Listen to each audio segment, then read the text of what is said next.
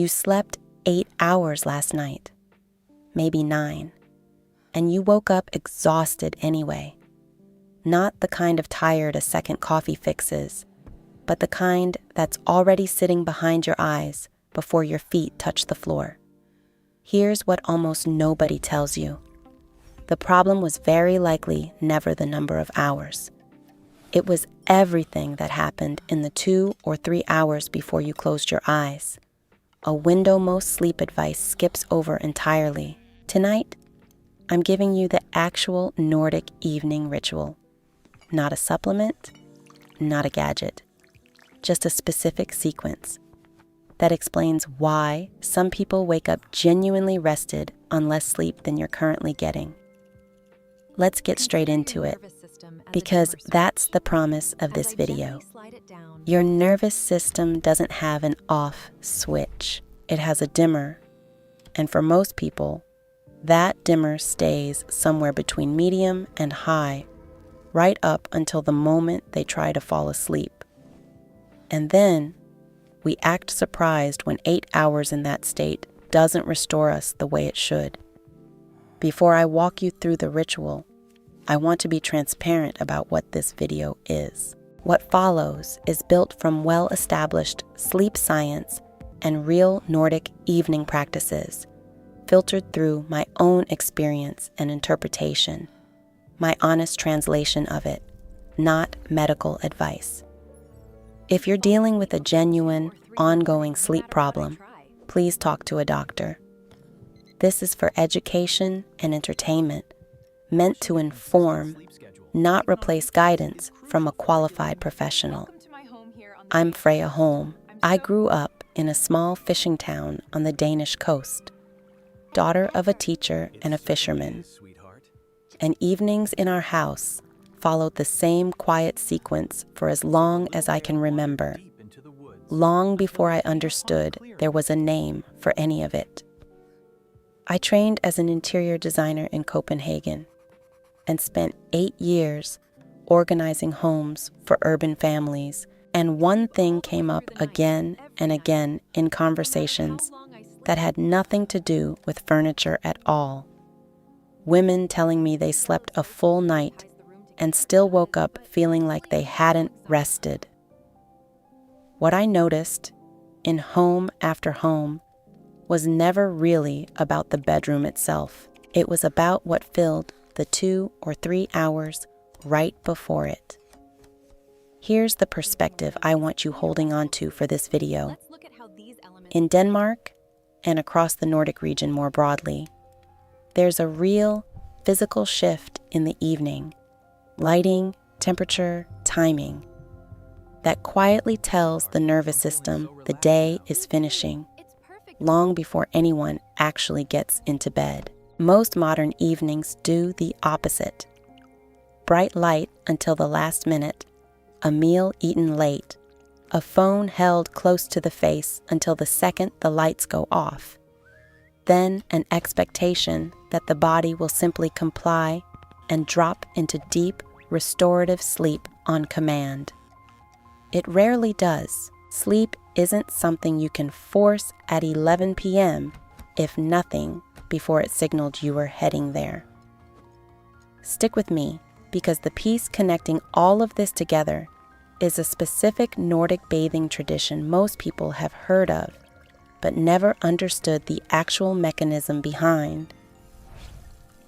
The reason a hot sauna or a warm soak before bed does something a quick, lukewarm shower simply can't. And the very last piece of this ritual is the one nobody talks about at all, because it doesn't happen before sleep. It happens in the first 30 minutes after you wake up. And it may be the real reason you've been waking up tired for years, despite everything else being right. If any of this is already reframing how you think about your own evenings, go ahead and hit like and subscribe if you're new here. This channel exists to hand you the real system behind Nordic living, not another gadget or supplement. And it genuinely helps to have you here for the rest of it. Let's start with the very first shift, the one that happens hours before you ever get near your bed. If you've been eating dinner right up until an hour or two before bed and still waking up feeling like you never really rested, I want you to know that's an incredibly common, genuinely exhausting pattern to be stuck in. And it's not a sign you're doing something wrong on purpose. It's just that nobody ever explained the actual mechanism to you. Digestion takes real energy, and while your body is working through a meal, its core temperature stays elevated. Deep, restorative sleep depends on that temperature actually dropping. Eat close to bedtime, and you're asking your body to digest and deeply rest at the same time, something it genuinely can't do well simultaneously, so it compromises, giving you sleep that happens, technically, but never goes as deep as it should. In Danish homes, dinner tends to land noticeably earlier in the evening than what's common in a lot of English-speaking households, often leaving a real, unhurried stretch between the last bite and bedtime. If your evenings have felt rushed and compressed for years, that alone might be worth trying. Even moving dinner 30 minutes earlier and noticing what that extra buffer does. The next piece is about light. And I want to say clearly that if you've been scrolling on your phone right up until the lights go off, you are absolutely not alone. Most people are doing exactly this every single night, without realizing what it's quietly doing to their body's internal clock. Your brain reads bright, blue-toned light, the kind phones and screens emit, as daylight, regardless of what time it actually is. Hold that kind of light close to your face for hours after sunset, and you're sending your nervous system a signal that it's still afternoon, right at the moment you're asking it to start winding down. In Nordic homes, evenings shift toward dimmer, warmer, layered lighting well before bedtime. Lamps instead of overhead lights. Exactly the same principle we've talked about on this channel before in the context of dark winters. The shift here doesn't require giving up your phone, just dimming the brightness, switching to a warmer color setting, and lowering the overhead lights in the room a couple of hours before bed. Letting the room itself start telling your body what time it actually is. Now, here's the piece I promised you, and I think it's genuinely one of the most misunderstood parts of Nordic evening culture: the bath, or more specifically, the sauna and hot-cold bathing tradition that runs through Finland, Sweden, and Norway. If you've ever wondered why this tradition is so deeply embedded, not as a luxury, but as an ordinary weekly or even daily habit, here's the part that matters for sleep specifically. When you sit in real heat, your blood vessels near the skin's surface widen, and blood moves toward the surface of your body. When you then step out into cooler air, that surface warmth dissipates quickly, and your core temperature drops, which is precisely the physical signal your body uses to begin its descent into deep sleep. You don't need an actual sauna to use this principle. A warm bath or shower, 10 to 15 minutes, unhurried, an hour or two before bed, works through the same basic mechanism. Heat, then a cooling drop, right when your body needs that cue most. If you've been taking a quick, lukewarm rinse and wondering why it doesn't seem to help you wind down, this might be exactly why. The mechanism needs real warmth and an actual drop afterward to do its job. We're getting close to the full picture now, and I know this can feel like a lot to take in if you've been exhausted for a long time already. What's left ties everything together into something you can actually hold on to without turning your whole evening into a project. Here's the piece that pulls everything else into place. A small, consistent sequence your evening follows, in the same order, most nights. Not a rigid ritual you'll feel guilty about missing. Just something repeated often enough that your nervous system starts recognizing it as the cue that the day is actually ending. In many Nordic homes, this looks something like a warm, non-caffeinated drink at the table. A few unhurried minutes with nothing else demanding attention, and small things set out for the morning, so tomorrow doesn't start already half solved.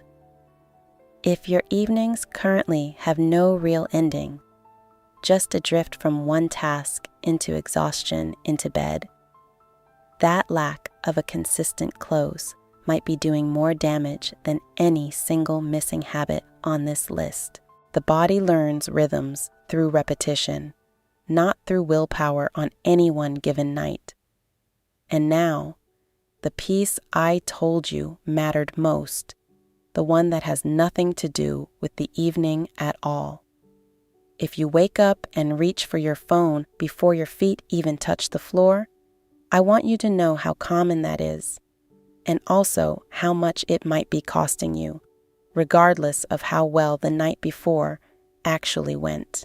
The first 20 to 30 minutes after waking aren't really the start of a new day. They're still the tail end of the night before, a transition your nervous system needs to actually complete. Fill those minutes immediately with notifications, headlines, and other people's demands, and that transition gets interrupted before it finishes, leaving you in a slight fog for hours afterward, regardless of how many hours of sleep you got.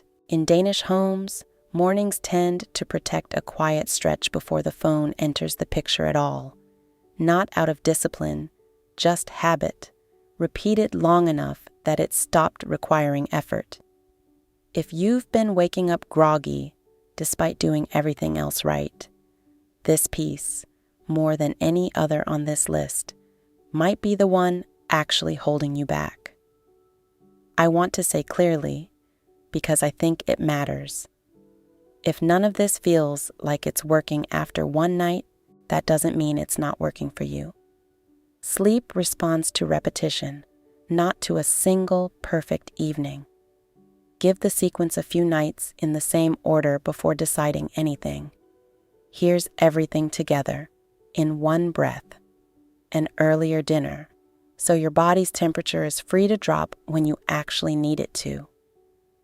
Dimmer, warmer light in the hours before bed, so your internal clock isn't still reading daylight. A real warm soak or shower, close enough to bedtime that the cooling drop afterward can do its job.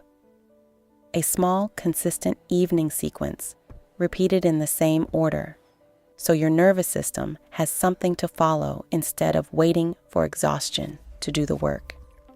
And a protected first 30 minutes in the morning, so the sleep you did get is actually allowed to finish. None of this requires more hours in bed than you're already spending there. It requires the 2 or 3 hours around it to actually support what happens inside it, and 30 quiet minutes in the morning to let it land.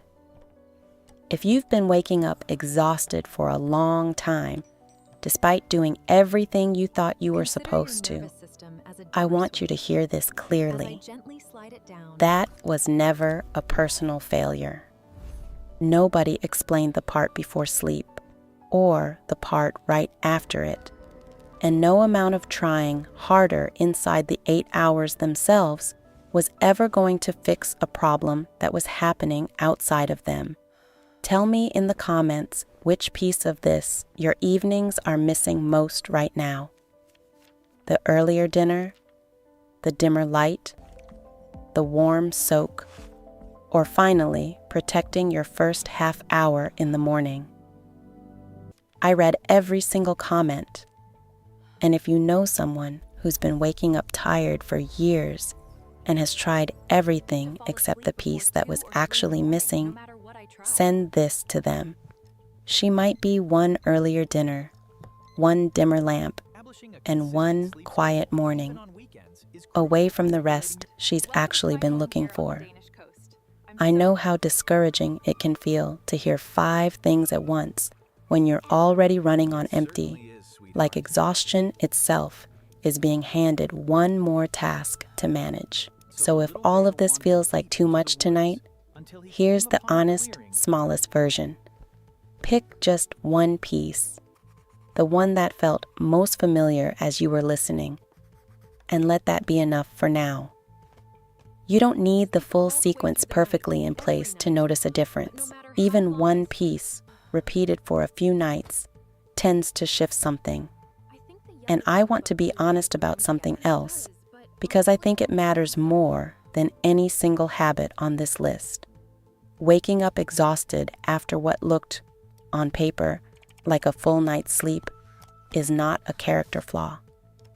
And it's not a sign that your body is broken or that you're somehow doing rest wrong in a way other people aren't. Most modern evenings are built almost perfectly to work against deep sleep. Bright light until the last minute, dinner eaten late out of necessity, a phone that never really leaves reach, mornings that start with other people's demands before your own nervous system has had a chance to finish waking up.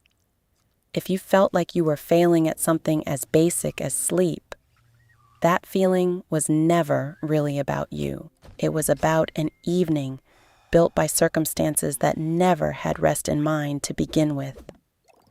Nordic evenings weren't designed around some special genetic advantage for sleeping well. They were built slowly around a handful of small, repeated cues that most modern life quietly stripped away without anyone deciding to. You're allowed to rebuild a few of them, gently, one night at a time, without treating it as one more thing you're behind on.